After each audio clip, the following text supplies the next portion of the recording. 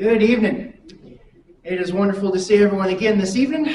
We are going to continue, as we have been for the last several weeks, our look at background history, and I think this one will be very interesting for us in particular, because I think it's going to shed a lot of light on the Gospels, and you'll see what I mean by that in just a moment. But we're going to briefly recap where we've been, because it's going to be important for us as we move forward. If you remember, last week we talked about was it last week or was that fellowship meal? Anyway, whatever the last time was, we talked about the Hasmonean dynasty. That's just a name that was given to the Maccabees, right? You have this Maccabean revolt against the rulers of the Jews at that time. This is about 150 years before Christ. They revolt, and ultimately they establish their own kind of dynasty, eventually even taking on the title of king and so forth. And it seems like it's this glorious revolution. In many ways, there's some parallels to our own revolution. It seems like freedom has been won. It seems like everything's about to go great. And then they start trying to rule the country, these Maccabees and their descendants, and it very quickly just turns into the soap opera of the crown like any other nation around them. It's just backstabbings, both figurative and literal. It's just civil wars. It's just power struggles. It's just chaos. It's awful, quite frankly. Many innocent and many not so innocent Jews die during this period, not at the hand of enemies like the Seleucids or the Romans or anything like that. They die killing each other. There's even a full-blown civil war at one point in the process of all this.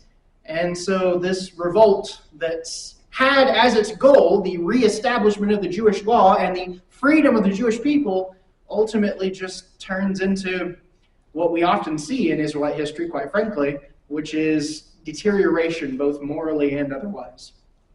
But in the background of that, we need to kind of unpack something else that happens that is very, very important for us, especially when we get to the time of Christ.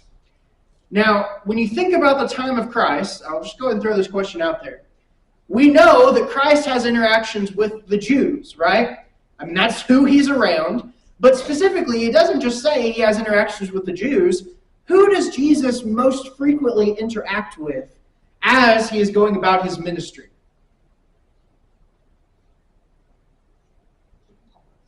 Okay, he does interact somewhat with Gentiles, but usually his mission is focused to the Jews. For example, he tells the Syrophoenician woman, I've come from the lost house of Israel. He is in Galilee, which is kind of the lower class, if you will, of the Jewish population. But what kinds of Jews does he interact with? The answer is all kinds, right? But what are some different categories, if you will, of Jews he interacts with? Okay, a lot of common people. What some would even call like the sinners, the low classes. Who else does he interact with? The Pharisees and the Sadducees. Very good. Also, there are other groups. Sometimes he interacts with Romans. Sometimes he interacts with priests, which we'll talk about that in a second as well. But let's come back to the Pharisees and Sadducees for a second.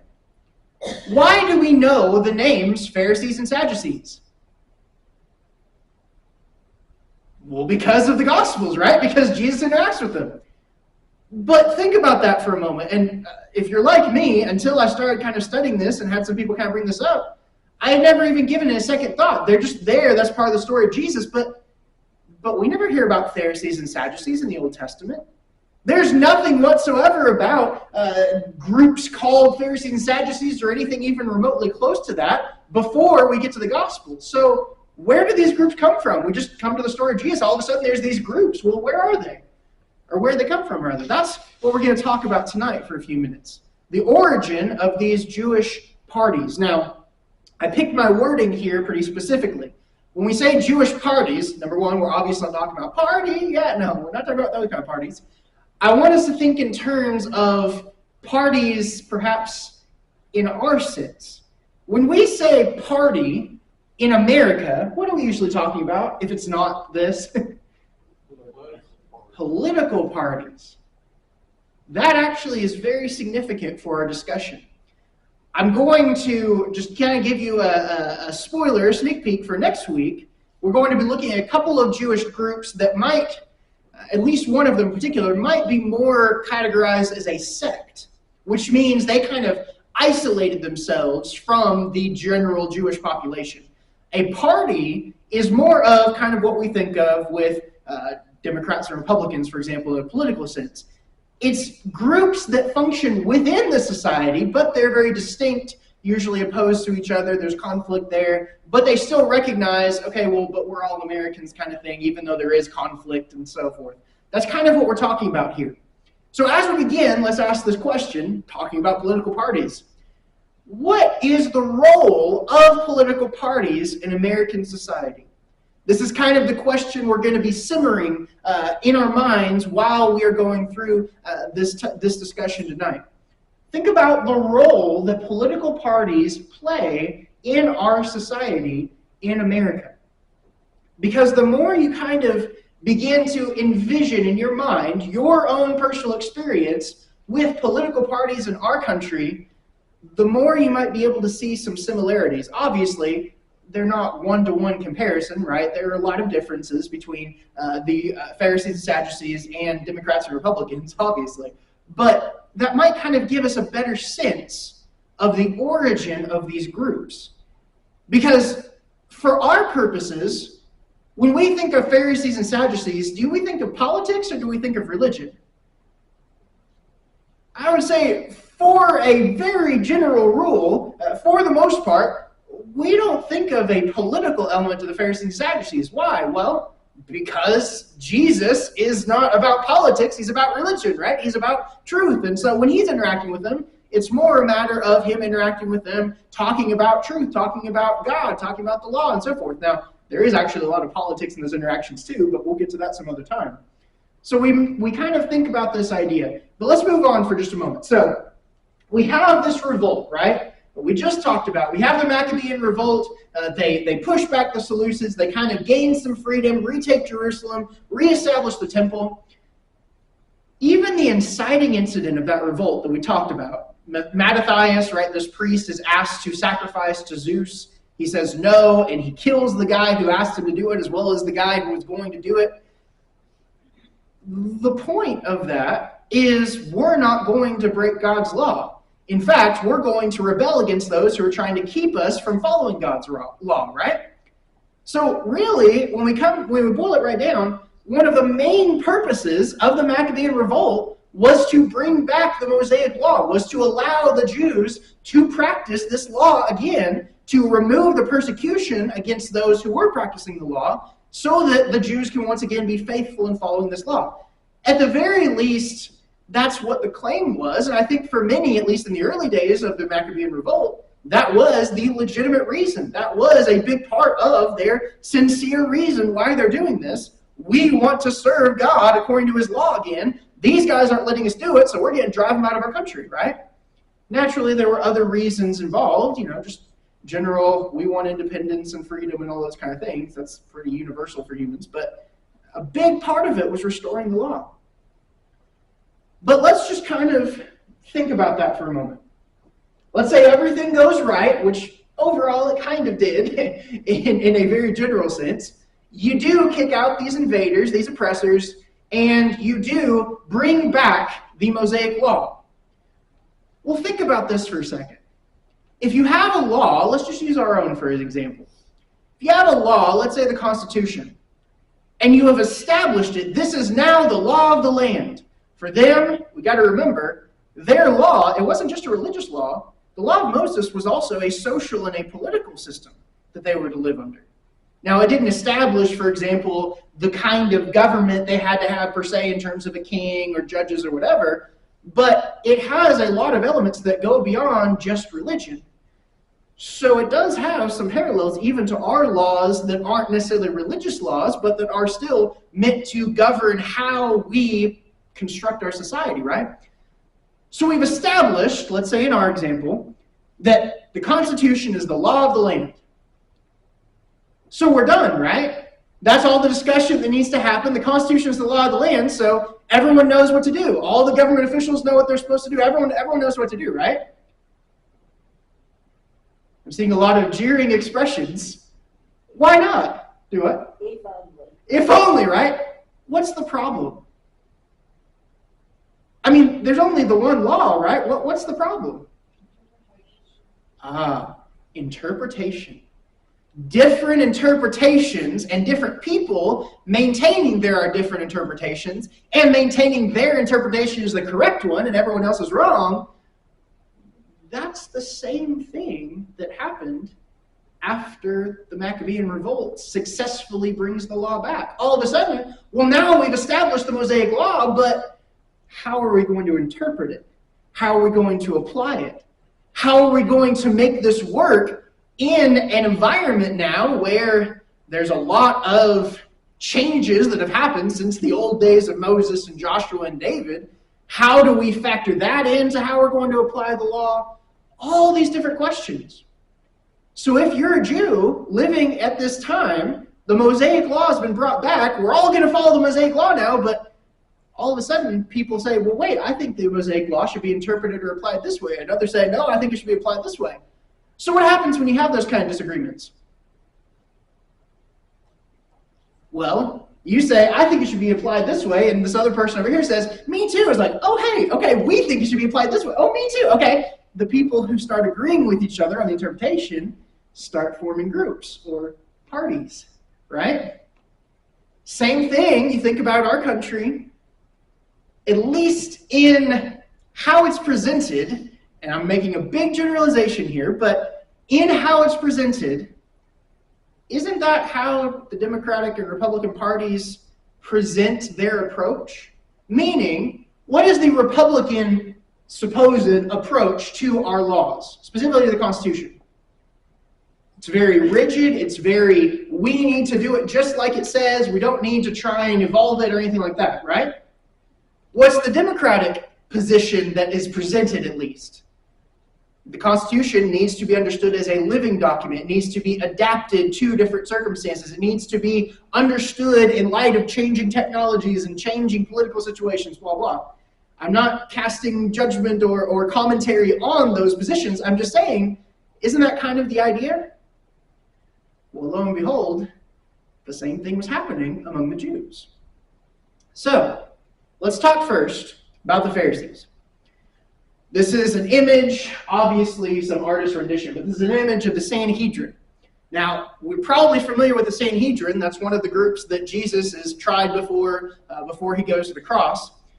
You may or may not realize that is the Pharisaic group. That's not Jews in general. That's not Pharisees and Sadducees. This is kind of the highest body of Pharisees in the Jewish culture. We'll talk about that more in just a second. But let's kind of explore what role the Pharisees have for just a second as we're looking at this. Here's the first thing that we need to understand about the Pharisees. The Pharisees believed that the law could be understood by scholars who weren't priests. And they believed that the conclusions of those scholars were authoritative. Let's unpack that for a second. If you say the law can only be understood by priests, we're kind of familiar with that mindset, right? That's the official position of the Catholic Church. I'm not being political or putting words in anybody's mouth. That is their position, right? Only the clergy can interpret the scriptures properly. Whereas the Pharisees said, no, that's not true. But even they still, although they would allow it for the common people in general, they said, but specifically, there's all these scholars that are part of our group, and they can also interpret it as well, not just the priests. Not only that, but this is where we begin to see the conflicts that eventually arose with Jesus. They said those conclusions, those traditions of the elders that are passed down, those should have the same weight as the scriptures themselves. Now that might seem strange to us, for several reasons, not the least of which being that's incorrect, right? But we've got to remember how a society like this functions. If someone's older than you in a society like that, they're automatically right in many ways. If someone who is your ancestor tells you something, their conclusions must be respected. There's very much a system of those who are of old, who have studied things. If they say this is the way it is, well, we just run with it, right? That's a part of their culture. That's a very much oversimplified version of that. But we just need to kind of have this mindset that that's kind of how they thought about things. So it's strange and it's incorrect in terms of applying it to Scripture, but it's not as strange to them as it would be to us. So that's where you have this idea of the traditions of the elders and so forth. They believed that they, as not priests, right, were also capable and also had the authority to interpret the law in this way. They also had most of their influence centered in the synagogue. Now, it's interesting because synagogues are also not something we really talk about much in the Old Testament. They're not ever mentioned in the Old Testament.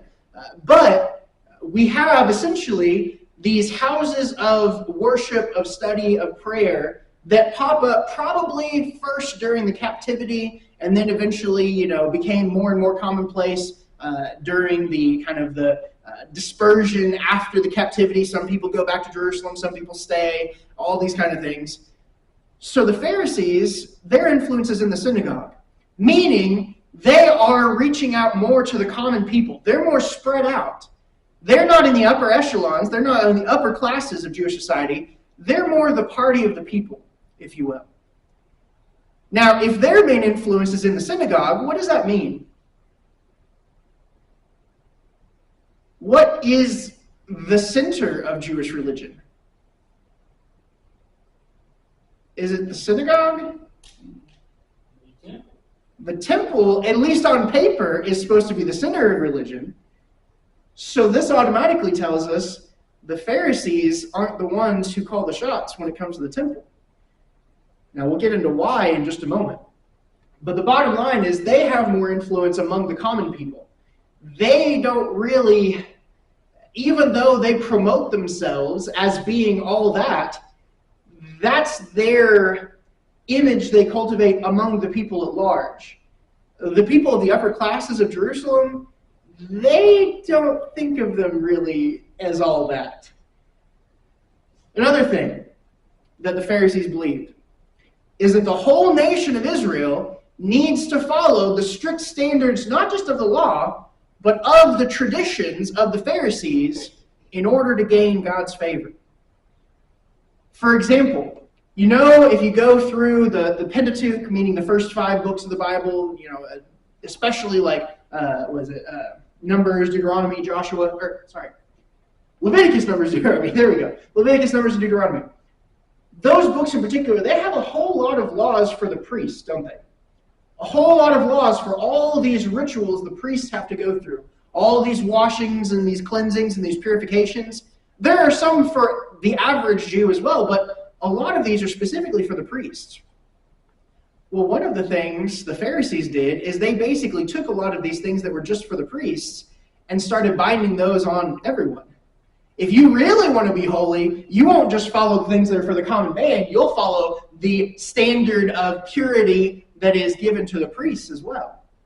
So all these traditions they come up with, right? We've talked about before, all the hedges around the law. That's what the Pharisees were doing. They were coming up with all these ideas. That was how they pursued this. Now, that's their approach in general. What we see is that this is both a religious and a political system, right? There's both a moral and a political element to it. But overall, that's kind of what we have, and we'll come back to them again in just a moment. But let's look at the Sadducees first before we kind of see how the two intersect. Sadducees. They're so sad, you see, right now. But the Sadducees, this is the other party, if you will, that is in mainstream Judaism, if we want to describe it that way. So if the Pharisees, they're kind of the party of the people, they mainly focus on the synagogue. Of course, synagogues are spread all over the place. It's not centered in one spot, like Jerusalem or something like that. So the synagogues spread, there's synagogues all over the place. That's the Pharisees' domain. They're focused on the rituals and the tradition. Well, we might expect that we already can figure out some things about the Sadducees, right? The Sadducees, they're the party of the wealthy. Specifically, they're the party of the wealthy priests and the elites. So you have most of the priestly class they're probably going to be Sadducees on average. If you go back to first century or even before the first century, you're going to see most of the Sadducees are going to be either priests or Jewish elites, meaning elites in society. Not necessarily that they were elitist in their attitude or anything like that, but they're the ones who have more influence, more power, more wealth. Most of them are going to gravitate toward the party of the Sadducees. And this group also is going to tend, historically, to try and kind of side with the ones who are in power. Meaning, if Rome is in power, they're going to try and side with Rome. They're going to try and cooperate as much as possible. The Sadducees also are the ones who control the temple. Remember, we said if the Pharisees are centered around the synagogues, it's probably because they're not allowed to be in control of the temple, right? Well, that's exactly right. The Sadducees managed to get control of the temple, and they pretty much until the temple is destroyed in 70 AD, they're going to maintain that hold on the temple. They're going to control the temple rituals. They're going to control a lot of the sacrifices. And even though the Pharisees are making a lot of headway among the common people at large, where does the entire focus of the Jewish system, what does that revolve around? It revolves around the temple, right? If you're going to offer sacrifices, where do you go? You don't go to a synagogue, you go to the temple. If you're going to have the different feasts and the different days and all these kind of things, like on the Day of Atonement, well, where do you go to take the blood for the Day of Atonement? You go to the temple. So the Sadducees, even though usually they were kind of the smaller party in terms of numbers, they had a whole lot going for them. What else do we have? We also have their take on tradition. Now, let's not make a mistake. It's not like the Pharisees have all these traditions, the Sadducees don't. They both had traditions. The difference was the Pharisees, because of how they viewed these traditions and how they viewed their approach to Scripture, they elevated Scripture and these traditions, these kind of commentaries on the Scripture, elevated all these as binding. The Sadducees had traditions, but they didn't regard them as binding in the same way. They regarded them maybe as like best practices or something like that, but not as authoritative in the way that the Pharisees would have. In fact, the Sadducees would tend, as a general rule, to not want to go beyond just the most explicit teachings of the law. So kind of, if we want to use the Democrat-Republican kind of idea in this particular element, the Pharisees are trying to essentially adapt the Scriptures, the law, to all the different situations they're currently in, kind of make Scriptures a living, breathing document, add to it kind of things. The Sadducees, in this respect, were much more what we would traditionally call conservative. They don't want to go in any way beyond the most obviously taught aspects of the law. In fact, there's some, and I've heard disagreements on this, I don't want to say this definitively, but there's some who even argue that the Sadducees treated most of the Old Testament, with the exception of the first 5 books, as kind of on the same level as their traditions, meaning not really necessarily binding or authoritative, just helpful and good practices type of an idea. So that's another aspect of the Sadducees. Thirdly, the Sadducees, if we want to kind of apply that, they viewed a whole lot of ideas, probably the one we're most familiar with would be resurrection, as reading too much into the law. Something like resurrection, to be fair, how often do we talk about resurrection from the dead in the Old Testament? How often do we see that in the Old Testament? I would argue it's there, but it's not very often. And the times that it is referenced, it's kind of obscured. Now, I think that's intentional. I think God's kind of breaking humanity in, if you will, kind of slowly guiding us to an understanding of these concepts. But for the Sadducees, well, that's taking it too far. Now, again, just like we said with the Pharisees, some of the things we automatically know they're wrong.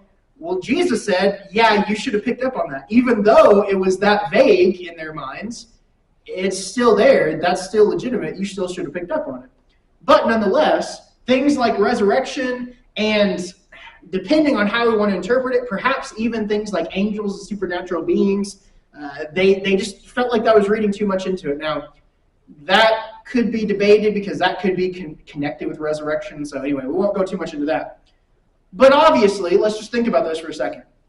You have a party over here that says, not only is all of the Old Testament, all of these books, they're all binding, but also our traditions that we come up with, those are all binding. All these things, we have to convince Israel to follow all these moral standards. And then you have this group over here that's saying, nah, pretty much everything you just said is wrong. Like, most of that isn't binding at all. You think there's going to be some conflict? Right? Once again, and I'm not drawing these parallels to make a judgment on whether they're good or bad, I'm just drawing the parallels. We kind of see that with our political parties, don't we? One side is usually very much everyone should have the right to choose any of these things. We shouldn't in any way be trying to bind any kind of morals on the population as a whole. Whereas the other side is usually much more willing to bind morals in a legal sense on others, even if they don't agree with them morally. Again, I'm not making a judgment on which one is good or bad. I'm just saying that's kind of a similar mindset to what we see here.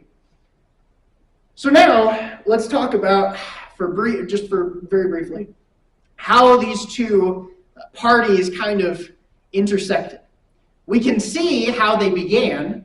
You need to apply the law. Well, these groups just kind of formed to apply the law. But things started getting kind of out of hand when you have one of the Maccabees, right, one of the Hasmoneans, who says, hey, I want to be both the high priest and the king. The Pharisees said, nah, I don't think that's a good idea. Let's not do that. Well, if you're in the position where you think you might be able to be the priest and the king at the same time, and a group, says, I don't really want you to do that, what are you going to do? Hey, buddy, how you doing, right? He went beeline to the other side. He went to the Sadducees. So all of a sudden, the Pharisees, they had opposed this idea of being the priest and the king. So he says, fine, the Sadducees are my guys now. And this is part of what caused that civil war we mentioned last time. You essentially have the Pharisees saying, nope, we're not going to do that. So he says, well, fine, I'm going to do it anyway. I've got these guys at my back. So now you're in trouble. In fact, there are different records at some of the heights of the Civil War among the Jews. This is probably somewhere in the 100 to 75 years before Christ, somewhere in there, 75 to 100 years. There's a record at one point of one of these priest kings who side with the Sadducees crucifying about 800 Pharisees. That's how nasty this got. Now, we didn't stay there, or they didn't stay there in terms of the level of conflict. Once we get to Jesus, right, Pharisees and Sadducees aren't killing each other, not literally, they're not each other's throats. They kind of tone back a little bit, partially because Rome didn't, want that conflict, so they forced them to kind of tone it back. But let's just kind of think about that again, using our own culture, our own history as an example. In the 1860s, a new party formed, a new political party, kind of formed out of branches of the Democratic Party and the shattered Whig Party. And they called themselves what? Republicans.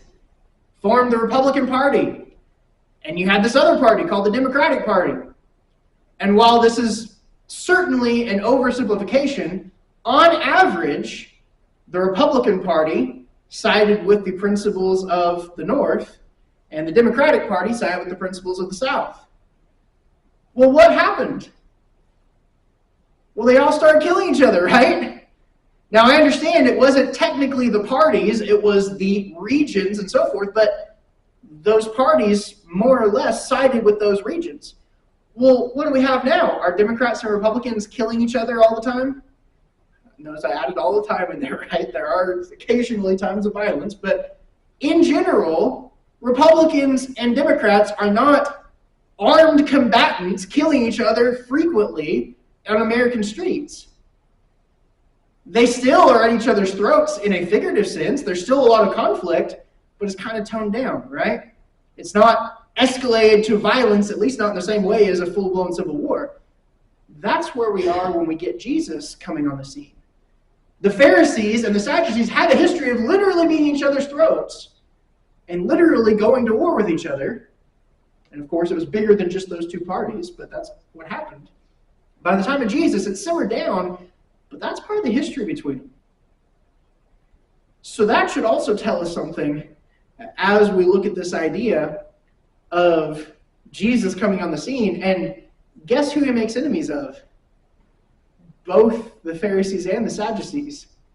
So two groups who possibly not even a century before were literally killing each other, all of a sudden unite because Jesus is that much of a threat. That says something. But anyway, as we wrap up, the balance of power shifts for the next several decades between the formation of the Pharisee and Sadducee parties and Jesus coming on the scene. So sometimes the Sadducees are kind of more in power. Sometimes the Pharisees are more in power. You had a king that sided with the Sadducees. Then you had a queen, actually, that sides with the Pharisees. Then you have another king that sides with the Sadducees. It just kind of goes back and forth, back and forth, back and forth. By the time we get to Jesus, you end up with, once again, kind of the status quo where the Pharisees, they don't have a whole lot of control politically in terms of, the actual government. Of course, Herod is in charge. That's a whole other discussion. But what you do have is they have a whole lot of influence among the people. Whereas the Sadducees, they're in full control of the temple. And they also have a lot of influence among the elites and the wealthy and so forth. That's kind of the picture that we have. And hopefully, I really hope this kind of origin story for them helps us see why we're where we're at when we start reading the Gospels. Kind of gives us some background, gives us some context for it. So let's come back to this question as we wrap up. So what is the role of political parties in American society? I'm not looking for one particular answer here. I'm just, what's the role of political parties?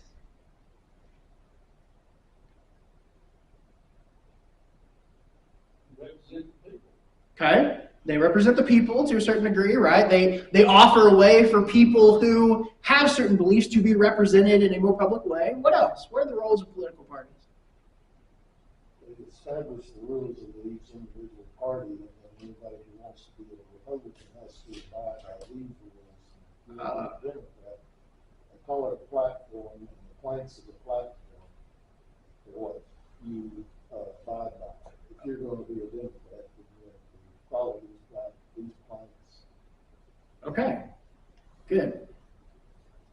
So yes, they represent, like Danny said, but also the actual party kind of makes its own rules, which means they don't necessarily represent any of their voters completely, because the voters have to kind of go along with the platform to a certain degree. Now, again, oversimplifying it some, but what else? What other roles do political parties play in our society?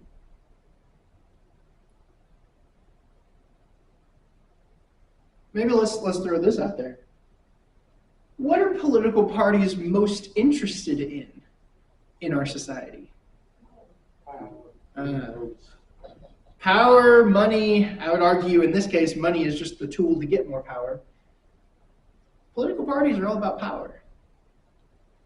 Even though there is a idealistic and moral element to both parties. Both parties, again, not commenting on any of this, but both parties claim to have not just the best policies, but they also claim the moral high ground. Whatever you think about either party, both parties claim to have the moral high ground when they're discussing issues. But what's it really about? It's mostly about the power. That's how we kind of need to think about the Pharisees and the Sadducees.